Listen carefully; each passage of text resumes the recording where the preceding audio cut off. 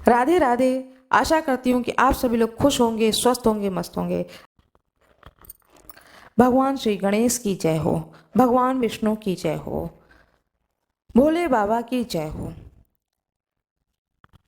जैसा कि हम सभी लोग जानते हैं, भाद्रपद मास की यह पूर्णिमा तिथि अत्यंत महत्वपूर्ण पूर्णिमा तिथि मानी गई है। इस दिन पूर्णिमा का व्रत रखा जाएगा। सत्यनारायण भगवान की कथा पूर्णिमा तिथि पर अवश्य सुननी चाहिए।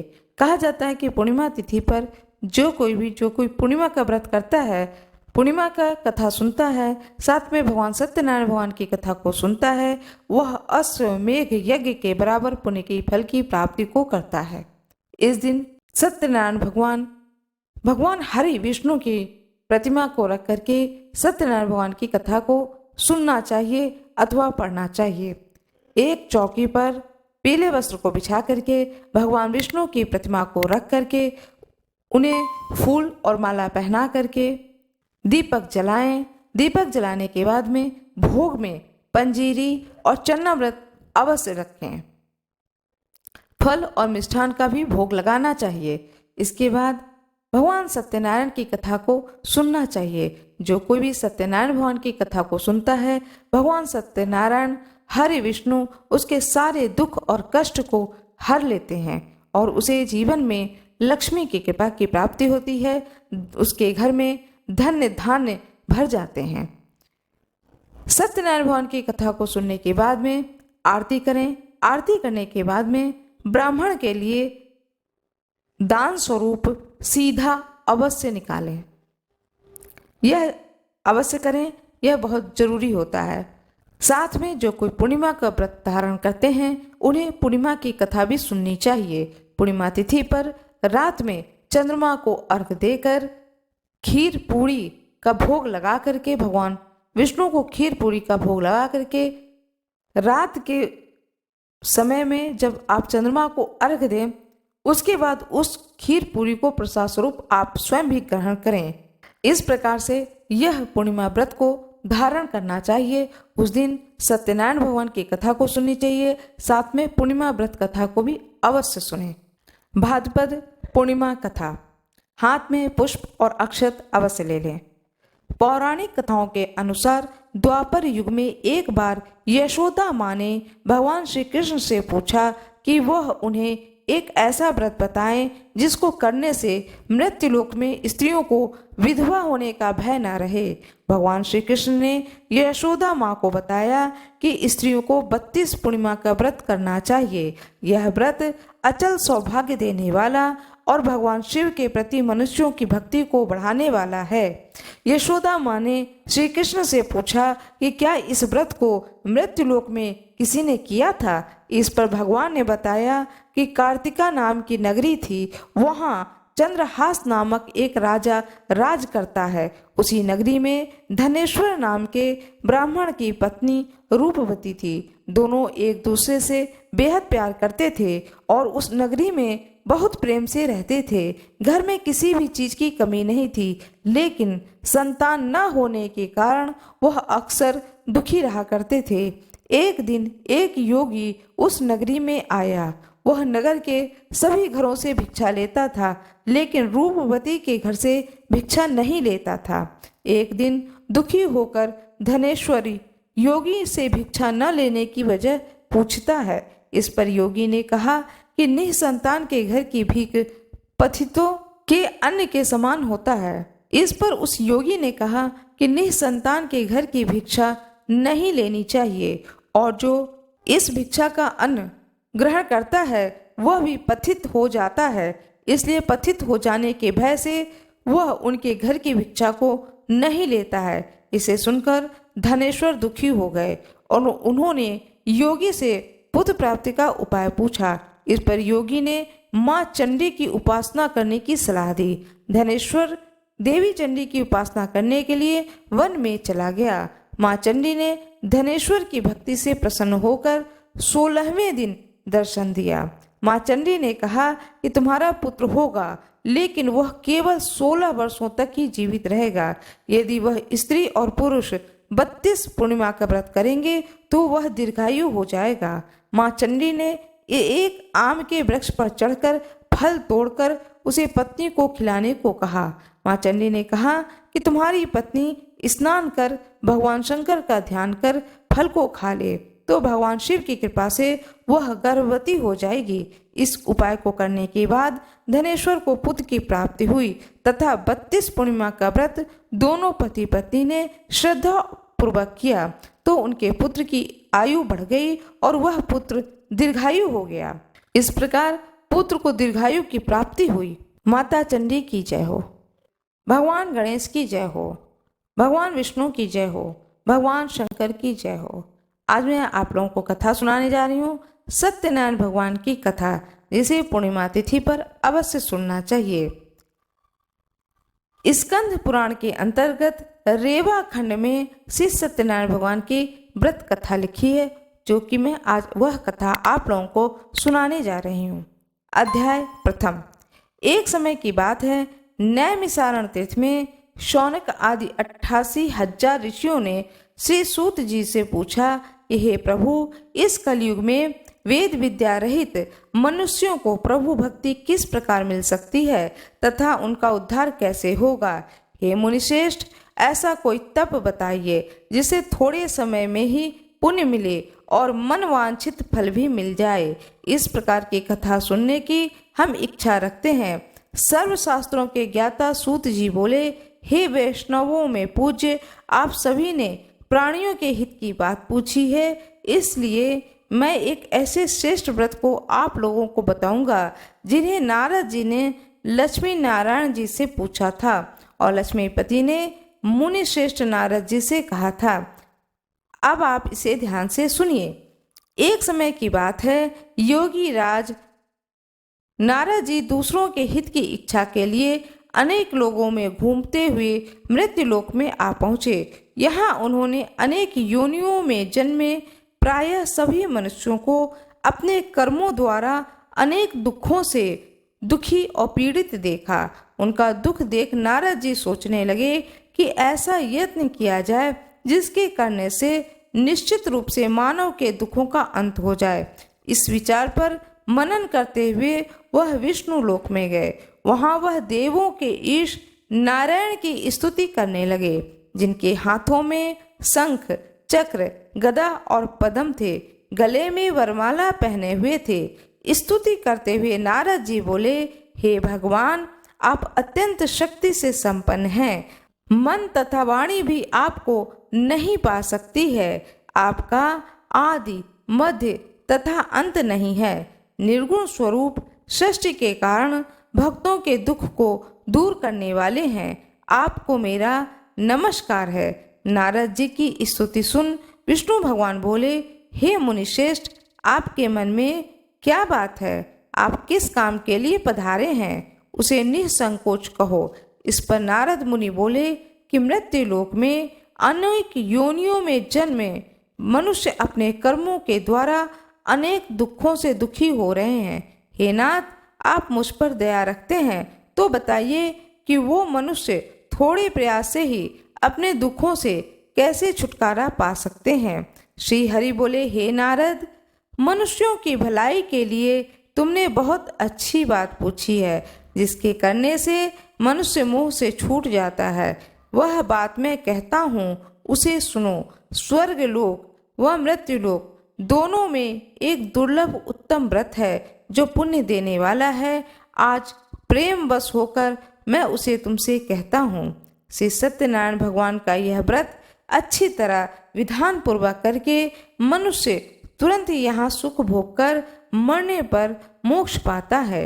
श्री हरि के वचन सुन नारद जी बोले, उस व्रत का फल क्या है? उसका विधान क्या है? यह व्रत किसने किया था? इस व्रत को किस दिन करना चाहिए? सभी कुछ विस्तार से बताएं। नारद जी की बात सुनकर श्री हरि बोले, दुख व शोक को दूर करने वाला, यह सभी स्थानों पर विजय दिलाने वाला, मानव को भक्ति व श्रद्धा के साथ साथ शाम को श्री सत्यनारायण भगवान की पूजा धर्म परायण होकर ब्राह्मणों व बंधुओं के साथ करनी चाहिए। भक्ति भाव से ही नैवेद्य, केले का फल, घी, दूध और गेहूं का आटा, सवाया लें। गेहूं के स्थान पर साठी के आटा, शक्कर तथा गुड़ लेकर भगवान का प्रसाद बनाकर भगवान को भोग लगाएं। ब्राह्मणों सहित बंधु बांधवों को भी भोजन कराएं। उसके बाद स्वयं भोजन करें। भजन कीर्तन के साथ भगवान की भक्ति में लीन हो जाएं। इस तरह से सत्यनारायण भगवान का यह व्रत करने पर मनुष्य की सारी इच्छाएं निश्चित रूप से पूरी हो जाती हैं। यह इस कली काल का कलयुग में मृत्यु लोक में मोक्ष का यही एक सरल उपाय बताया गया है। श्री सत्यनारायण भगवान की जय हो। इति श्री सत्यनारायण व्रत कथा का प्रथम अध्याय। भगवान सत्यनारायण की जय हो। दूसरा अध्याय। सूत जी बोले, हे ऋषियों, जिसने पहले समय में इस व्रत को किया था उसका इतिहास कहता हूँ, ध्यान से सुनो। सुंदर काशीपुरी नगरी में एक अत्यंत निर्धन ब्राह्मण रहता था। भूख प्यास से परेशान वह धरती पर घूमता रहता था। ब्राह्मणों से प्रेम करने वाले भगवान ने एक दिन ब्राह्मण का वेश धारण कर उसके पास जाकर पूछा, हे विप्र, नित्य दुखी होकर तुम पृथ्वी पर क्यों घूमते हो? दीन ब्राह्मण बोला, मैं निर्धन ब्राह्मण हूँ, भिक्षा के लिए धरती पर घूमता हूँ। हे भगवान, यदि आप इसका कोई उपाय जानते हो तो बताएं। वृद्ध ब्राह्मण कहते हैं कि सत्यनारायण भगवान मनोवांछित फल देने वाले हैं, इसलिए तुम उनका पूजन करो। इसी से मनुष्य सभी दुखों से मुक्त हो जाता है। वृद्ध ब्राह्मण बनकर आए सत्यनारायण भगवान उस निर्धन ब्राह्मण को व्रत का सारा विधान बताकर अंतर्ध्यान हो गए। ब्राह्मण मन ही मन सोचने लगा कि जिस व्रत को वृद्ध ब्राह्मण करने को कहा मैं उसे जरूर करूंगा। यह निश्चय करने के बाद उसे रात में नींद नहीं आई। वह सवेरे उठकर सत्यनारायण भगवान के लिए व्रत का निश्चय किया। निश्चय करके भिक्षा के लिए चला गया। उस दिन निर्धन ब्राह्मण को भिक्षा में बहुत धन मिला, जिससे उसने बंधु बांधवों के साथ मिलकर श्री सत्यनारायण भगवान का व्रत संपन्न किया। सत्यनारायण भगवान का व्रत संपन्न करने के बाद वह निर्धन ब्राह्मण सभी दुखों से छूट गया, अनेक प्रकार की संपत्तियों से युक्त हो गया। उसी समय से वह ब्राह्मण हर माह इस व्रत को करने लगा। इस तरह से सत्यनारायण भगवान के व्रत को जो मनुष्य करेगा वह सभी प्रकार के पापों से छूटकर मोक्ष को प्राप्त होगा। जो मनुष्य इस व्रत को करेगा वह सभी दुखों से मुक्त हो जाएगा। सूत जी बोले, इस तरह से नारद जी ने नारायण जी से कहा हुआ सत्यनारायण व्रत को मैंने तुमसे कहा है। हे विप्र, मैं अब और क्या कहूँ? ऋषि बोले, हे मुनिवर, संसार में उस विप्र से सुनकर और किसने इस व्रत को किया, हम सब इस बात को सुनना चाहते हैं। इसके लिए हमारे मन में श्रद्धा का भाव है। सूत जी बोले, हे मुनियों, जिसने इस व्रत को किया है वह सब सुने। एक समय वही विप्र धन व ऐश्वर्य के अनुसार अपने बंधु बांधवों के साथ इस व्रत को करने को तैयार हुआ था। उसी समय एक लकड़ी बेचने वाला बूढ़ा आदमी आया और लकड़ियां बाहर रखकर अंदर ब्राह्मण के घर में गया। प्यास से दुखित होकर वह लकड़हारा व्रत को करते देख विप्र को नमस्कार कर पूछने लगा कि आप यह क्या कर रहे हैं और इसे करने से क्या फल मिलेगा, कृपया मुझे भी बताएं। ब्राह्मण ने कहा कि सब मनोकामनाओं को पूर्ण करने वाला यह सत्यनारायण भगवान का व्रत है। इनकी कृपा से ही मेरे घर में धन धान्य की वृद्धि हुई है। विप्र से सत्यनारायण व्रत के बारे में जानकर लकड़हारा बहुत प्रसन्न हुआ। चरणामृत लेकर वह प्रसाद खाने के बाद वह अपने घर को गया। लकड़हारे ने अपने मन में संकल्प किया कि आज लकड़ी बेचने से जो धन मिलेगा उसी से सत्यनारायण भगवान का पूजा करूंगा, व्रत करूंगा। मन में इस विचार को लेकर के वह आदमी सिर पर लकड़ियां रखकर नगर में बेचने गया। जहां धनी लोग ज्यादा रहते थे उस नगर में उसने अपनी लकड़ियों का दाम पहले से 4 गुना अधिक मिला। वह बूढ़ा लकड़हारा प्रसन्नता के साथ दाम लेकर केले, शक्कर, घी, दूध, दही, गेहूं का आटा लेकर सत्यनारायण भगवान के व्रत की अन्य सामग्रियां लेकर अपने घर गया। वहां उसने अपने बंधु बांधवों को बुलाकर विधि विधान से सत्यनारायण भगवान की पूजन किया, व्रत किया और कथा को सुना। इस व्रत के प्रभाव से वह बूढ़ा लकड़हारा धन पुत्र आदि से युक्त होकर संसार के समस्त सुख को भोगकर अंतकाल में बैकुंठ धाम चला गया। इति श्री सत्यनारायण व्रत कथा का द्वितीय अध्याय संपूर्ण। श्री सत्यनारायण भगवान की जय हो। तीसरा अध्याय। सूत जी बोले, हे मुनि श्रेष्ठ, अब आगे की कथा कहता हूँ। पहले समय में उल्का मुख नाम का एक बुद्धिमान राजा था। वह सत्यवक्ता और जितेंद्रिय था। प्रतिदिन देव स्थानों पर जाता और निर्धनों को धन देकर उनके कष्ट दूर करता था। उसकी पत्नी कमल के समान मुख वाली तथा सती साध्वी थी।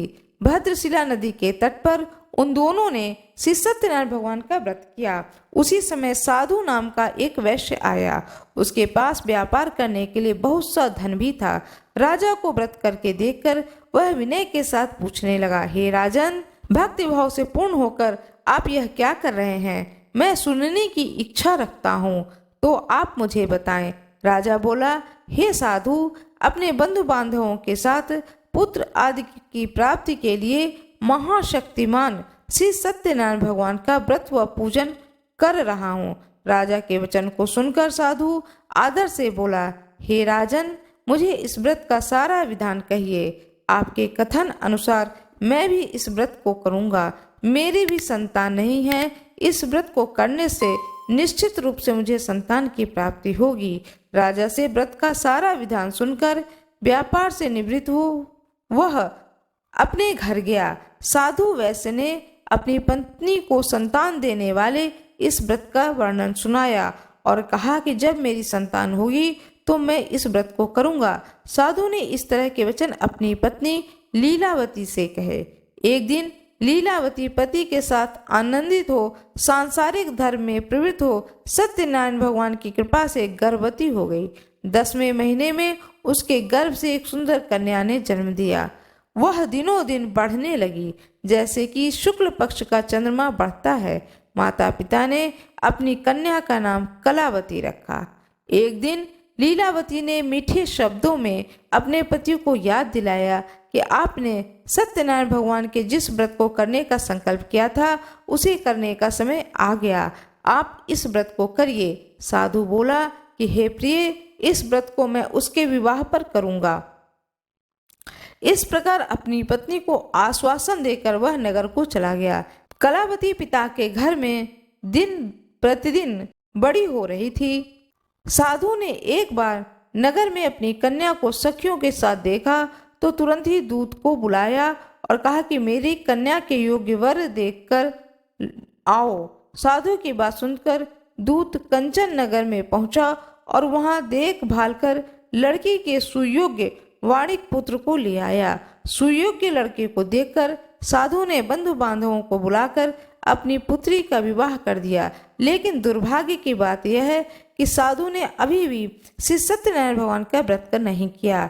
इस पर श्री सत्यनारायण भगवान क्रोधित हो गए और श्राप दिया कि साधु को अत्यधिक दुख मिले। अपने कार्य में कुशल साधु बनिया जमाई को लेकर समुद्र के पास स्थित होकर रत्नासारपुर में नगर में गया। वहां जाकर दामाद ससुर दोनों मिलकर चंद्रकेतु राजा के नगर में व्यापार करने लगे। एक दिन भगवान सत्यनारायण की माया से एक चोर राजा का धन चुराकर भाग रहा था। उसने राजा के सिपाहियों को अपना पीछा करते देख चुराया हुआ धन वहां रख दिया जहां साधु अपनी जमाई के साथ ठहरा हुआ था। राजा के सिपाहियों ने साधु वैश्य के पास राजा का धन पड़ा देखा तो वह ससुर और जमाई दोनों को बांधकर प्रसन्नता से राजा के पास ले गए और कहा कि उन दोनों चोर हम पकड़ लाए हैं। अब आप आगे की कार्रवाई की आज्ञा दें। राजा की आज्ञा से दोनों को कठिन कारावास में डाल दिया गया। उनका सारा धन भी उनसे छीन लिया गया। सत्यनारायण भगवान के श्राप से साधु की पत्नी भी बहुत दुखी हुई। घर में जो धन रखा था उसे चोर चुरा ले गए। शारीरिक तथा मानसिक पीड़ा व भूख प्यास से अति दुखी हो अन्न की चिंता से कलावती एक दिन एक ब्राह्मण के घर गई। वहां उसने श्री सत्यनारायण भगवान का व्रत होते देखा। फिर कथा भी सुनी। वह प्रसाद ग्रहण कर वह रात को घर वापस आई। माता के कलावती से पूछा कि हे पुत्री, तुम कहाँ थी? तेरे मन में क्या है? कलावती ने अपनी माता से कहा, हे माता, मैं एक ब्राह्मण के घर में श्री सत्यनारायण भगवान का व्रत देखा है, कथा सुनी है। कन्या के वचन सुन करके लीलावती भगवान के पूजन की तैयारी करने लगी। लीलावती ने परिवार व बंधुओं सहित सत्यनारायण भगवान का पूजन किया और उनसे वर मांगा कि मेरे पति तथा जमाई शीघ्र घर आ जाएं। साथ ही यह भी प्रार्थना की कि हम सबका अपराध क्षमा करें। सत्यनारायण भगवान इस व्रत से संतुष्ट हो गए तथा चंद्र केतु को सपने में दर्शन देकर कहा, हे राजन, तुम उन दोनों वैश्यों को छोड़ दो। तुमने जो उसका धन लिया है उसे वापस कर दो। अगर ऐसा नहीं किया तो मैं तुम्हारा धन, राज्य व संतान सभी को नष्ट कर दूंगा। राजा को यह सब कहकर वह अंतर्ध्यान हो गए। प्रातःकाल सभा में राजा ने अपना सपना सुनाया कि बोला कि वाणिक पुत्रों को कैद से मुक्त कर सभा में लाओ। दोनों ने आते ही राजा को प्रणाम किया। राजा मीठी वाणी में बोला, हे महानुभाव, भाग्यवश ऐसा कठिन दुख तुम्हें प्राप्त हुआ, लेकिन अब तुम्हें कोई भय नहीं। ऐसा कहकर राजा ने उन दोनों को नए आभूषण वस्त्र देकर विदा किया और जितना धन उनका लिया था उसको दुगना धन वापस कर दिया। दोनों वैश्य अपने घर को चल दिए। भगवान सत्यनारायण की जय हो। श्री सत्यनारायण भगवान व्रत कथा का तृतीय अध्याय संपूर्ण हुआ। सत्यनारायण भगवान का चतुर्थ अध्याय। सूत जी बोले, वैश्य ने मंगलाचार कर अपनी यात्रा आरंभ की और अपने नगर की ओर चल दिए। उनके थोड़ी दूर जाने पर एक दंडी वेशधारी श्री सत्यनारायण ने उनसे पूछा कि हे साधु, तेरी नाव में क्या है? अभिवाणी वणिक हंसता हुआ बोला, हे दंडी, आप क्यों पूछते हो? क्या धन लेने की इच्छा है? मेरी नाव में तो बेल व पत्ते भरे हुए हैं। वैश्य के कठोर वचन सुनकर भगवान बोले, तुम्हारा वचन सत्य हो। दंडी ऐसा वचन कहकर वहां से दूर चले गए। कुछ दूर जाकर समुद्र के किनारे बैठ गए। दंडी के जाने के बाद साधु वैश्य ने नित्य क्रिया के पश्चात नाव को ऊंची उठते देखकर अचंभा माना और नाव में बेल पत्ते आदि देकर वह मूर्छित हो जमीन पर गिर पड़ा। मूर्छा खुलने पर वह अत्यंत शोक में डूब गया।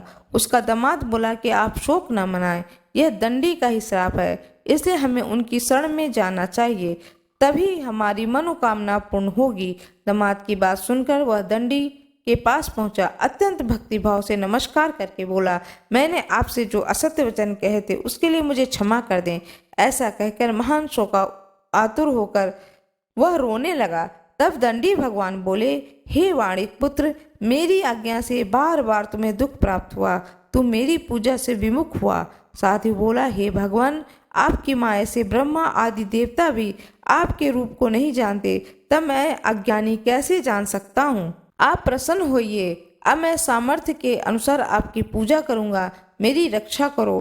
पहले के समान नौका में धन भर दो। साधु वैश्य के भक्ति पूर्वक वचन को सुनकर भगवान प्रसन्न हो गए और उसकी इच्छा अनुसार वरदान देकर अंतर ध्यान हो गए। ससुर और जमाई जब नाव पर आए तो नाव धन से भरी हुई प्राप्त हुई। सत्यनारायण भगवान की जय हो। इस प्रकार श्री सत्यनारायण भगवान कथा का चतुर्थ अध्याय समाप्त हुआ। लीलावती और कलावती दोनों बैठ करके भगवान सत्यनारायण की कथा सुन रही थीं। जब उन्होंने सुना कि उनके पति नगर में आ गए हैं तो कलावती ने बिना भगवान के प्रसाद को ग्रहण किए हुए अपने पति और पिता के दर्शन के लिए नदी के किनारे दौड़ती हुई पहुंच गई।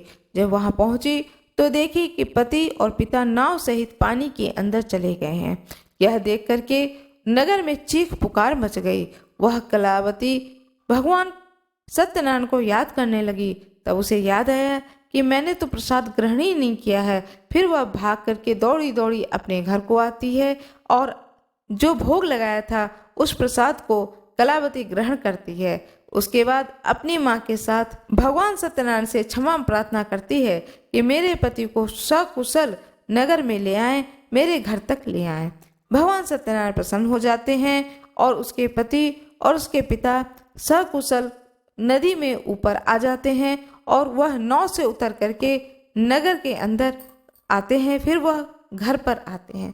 जब घर पर आते हैं तो देखते हैं कि पत्नी और बेटी भगवान सत्यनारायण की कथा को व्रत को बड़े ही श्रद्धाभाव पूर्वक कर रही है इस चीज को देख करके वह साधु वैसे बड़ा ही प्रसन्न होता है और वह भी सत्यनारायण भगवान की को मन ही मन नमस्कार करता है और कहता है कि मैं अपने पूरे परिवार सहित बंधु बांधवों सहित आपका पूर्णिमा तिथि पर कथा अवश्य सुनूंगा। फिर जब पूर्णिमा तिथि आती है तब वह वैश्य साधु वैश्य अपने परिवार सहित कथा को भगवान सत्यनारायण की कथा का श्रवण करता है, ब्राह्मणों को भोजन कराता है और स्वयं ही श्रद्धा पूर्वक ब्राह्मणों को भोजन कराने के बाद में स्वयं श्रद्धा पूर्वक भोजन को ग्रहण करता है।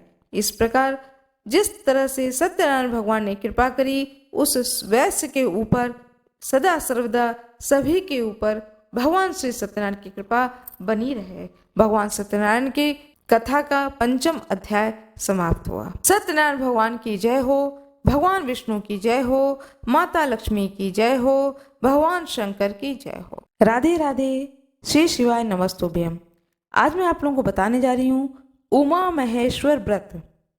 यह व्रत कब किया जाता है, पूजा का विधान क्या है और कथा भी सुनाने जा रही हूँ। कृपया मेरे वीडियो में अंत तक बने रहें।